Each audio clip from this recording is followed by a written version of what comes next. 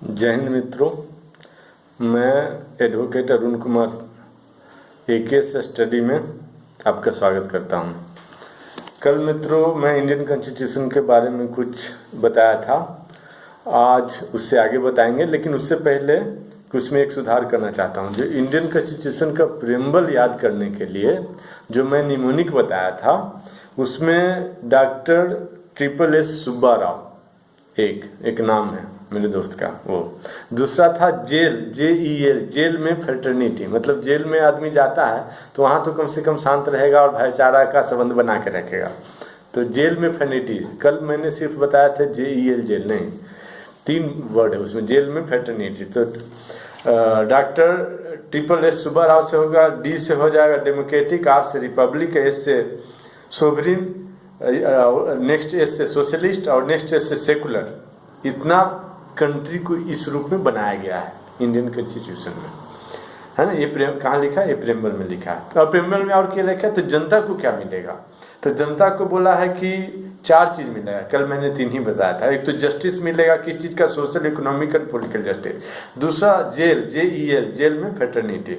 ई से इक्वलिटी मिलेगा। कैसा इक्वलिटी? तो इक्वलिटी ऑफ स्टेटस, आपका स्टेटस इक्वल रहेगा सभी का, सभी को इक्वल अपॉर्चुनिटी मिलेगा, है ना। गवर्नमेंट जॉब है या किसी पॉलिटिकल मीन्स पार्टिसिपेशन हो या आप लोकसभा में जाना हो, राज्यसभा में जाना हो, तो इक्वल अपॉर्चुनिटी मिलेगा सभी को।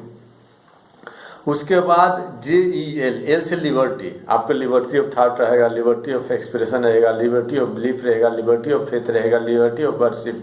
आप कैसा भी विचार अपना रख सकते हैं, लेकिन दूसरे को ऑफेंड नहीं करना चाहिए। कुछ भी आप अपना विचार व्यक्त कर सकते हैं, कोई भी धर्म, विश्वास, भावना आप को मान सकते हैं, कोई भी फेथ को मान सकते हैं, कहीं भी आप पूजा कर सकते हैं। और उसके बाद है फ्रेटर्निटी। गवर्नमेंट ऐसा इंश्योर करेगी कि आप लोग या आपको भी बर्ताव ऐसा होना चाहिए कि आपस में भाईचारा का, सद्भावना का संबंध हो। तो आप लोगों को क्या 4 चीजें मिलेगी देश को, सिटीजन को। उसके आगे आप चलते हैं दोस्तों, ये हम देख चुके हैं silent feature of Indian constitution. अब देखेंगे हम फंडामेंटल राइट आज। तो फंडामेंटल राइट पार्ट 3 में है ऑफ इंडियन कॉन्स्टिट्यूशन के, जो आर्टिकल 12 से लेकर के आर्टिकल 35 तक है। आर्टिकल 12 से लेकर 35 तक तो है, लेकिन सभी में फंडामेंटल राइट नहीं है। आर्टिकल 12 में ये बताया गया है कि what is the definition of state. State means यहाँ कंट्री का डिफिनेशन क्या रहेगा। स्टेट मीन्स यहाँ ले सकते हैं गवर्नमेंट का डिफिनेशन क्या होगा।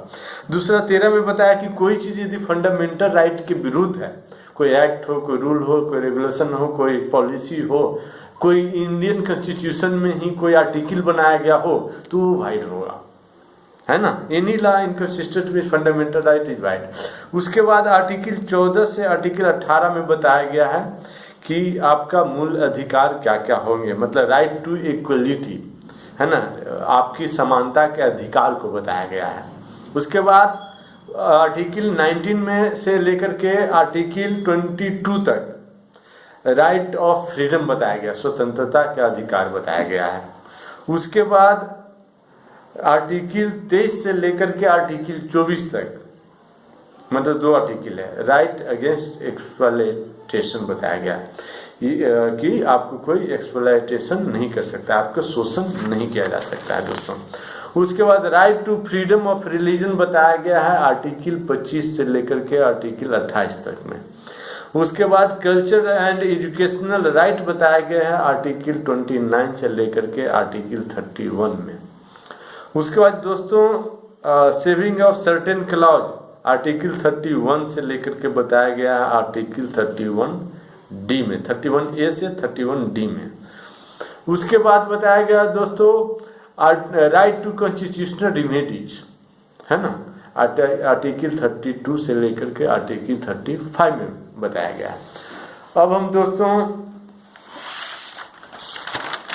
1 बाय 1 देखते हैं। आर्टिकल पहले 13 देखते हैं। डिफिनीशन दिया गया है स्टेट का। State includes government and parliament of India and the government and legislature of each state and all local and other authorities within the territory of India under control of the government of India, मतलब government से जो payment लेते हैं और government के order पे, आदेश पे, written और ओरल जो भी वर्क कर रहे हैं वो क्या है, वो आएंगे स्टेट या गवर्नमेंट के डिफिनेशन में, चाहे वो चपरासी हो, कंट्रेक्चुअल वर्कर हो या डेली वेजेज ही वर्कर क्यों ना हो, लेकिन गवर्नमेंट ने उसको पेमेंट दिया है और गवर्नमेंट ने असाइनमेंट दिया कि ये काम आपको करना है, तो वो गवर्नमेंट के बिहाफ में कर रहे हैं, तो भी गवर्नमेंट के डिफिनेशन में आएगा, स्टेट के डिफिनेशन में आएगा। ये कह रहा है आर्टिकल 12 में।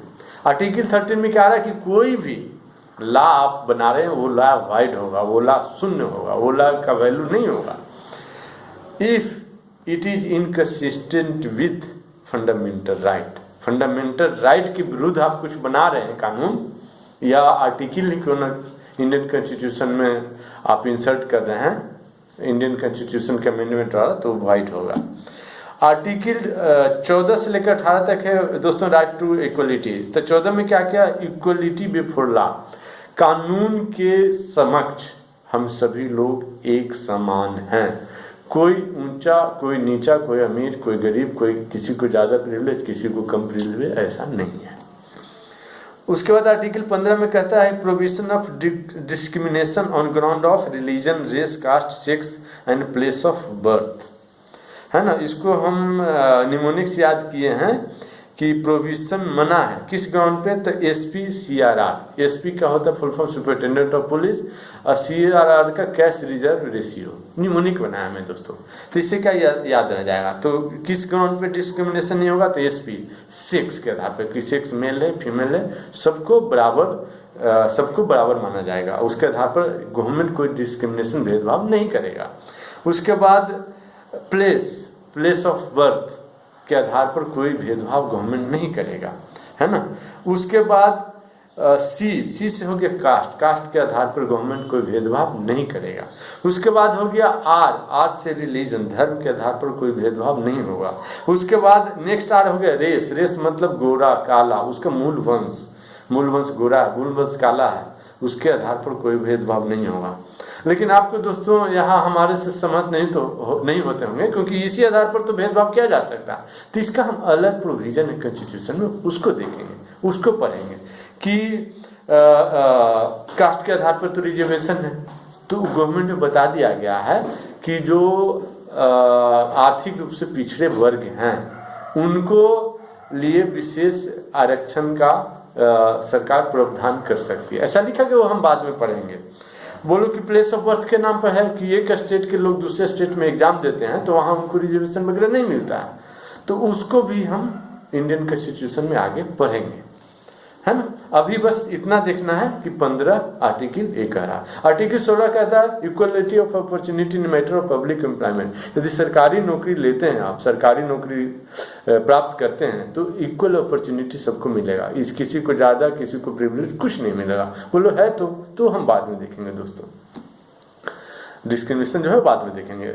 वो आर्टिकल 17 क्या कहता है, एबोलिशन ऑफ अनटचेबिलिटी को समाप्त कर दिया गया है भारत से।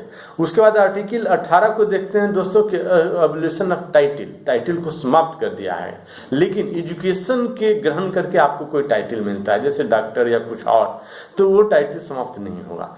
मिलिट्री में है आप, एयरफोर्स, आर्मी, नेवी या पैरामिलिट्री में है, उसके बाद आपको सार्जेंट, जेडलो, वारंट ऑप्शन या लेफ्टिनेंट जनरल या जनरल कोई टाइटल लगाते हैं, तो वो समाप्त नहीं किया गया है। उसके अलावा यदि कोई भी है जैसे भारत रत्न मिलेगा, लेकिन भारत रत्न उनको संबोधित नहीं किया जाएगा।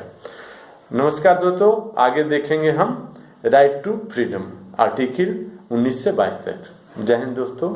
यदि मेरा वीडियो अच्छा लगा आपको तो लाइक, सब्सक्राइब और इसको लाइक शेयर कीजिए। Thank you.